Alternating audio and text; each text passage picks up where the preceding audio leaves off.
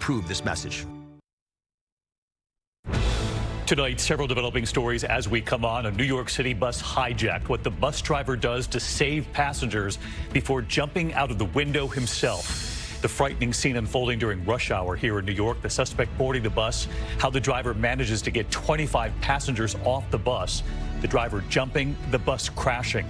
The January 6 rioter who dragged police officer Michael Fanone. All of it caught on video seen by the country. That rioter sentenced today. What the judge said and how much time he'll serve. Pierre Thomas reporting.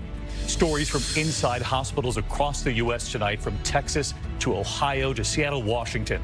COVID, flu, and RSV, what parents need to know tonight, as some children now fight multiple illnesses at once. Whit Johnson in Houston. 12 days until the midterms, and tonight President Biden in Syracuse, New York, celebrating the new numbers on the economy today. Unexpected good news on GDP. The president saying the deficit cut by $1.4 trillion this year. And the semiconductor company investing $100 billion in factories in central New York to make those chips in America. Terry Moran tonight. Also tonight in Arizona, where about 90% of ballots cast are mail-in ballots, among the highest in the nation. The new images tonight, allegations of voter intimidation. Voters now being watched closely by groups in camo. What's going on? John Carl on this. And the moment on the tarmac today, President Biden and Senate Majority Leader Chuck Schumer.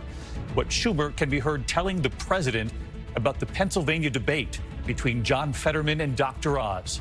The war in Ukraine, new video tonight of a raging fire in eastern Ukraine, and Vladimir Putin's new threat tonight when it comes to U.S. satellites. The terrifying scene on a passenger jet appearing to fly directly into a violent storm. Tonight, images of rescue efforts after a deadly helicopter crash off Louisiana in the Gulf. And Diane Sawyer and her interview with former Friends star Matthew Perry. Tonight, what you didn't see here, Perry describing at one point during Friends being on 55 Vicodin a day. And he reveals to Diane what he would do on Sundays, visiting open houses to look in medicine cabinets, and why he's telling his story now.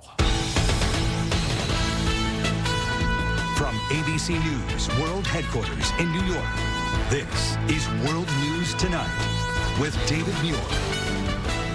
Good evening, and thank you for joining us here on a Thursday night. We begin tonight with that frightening scene unfolding in New York City. A city bus hijacked during the commute.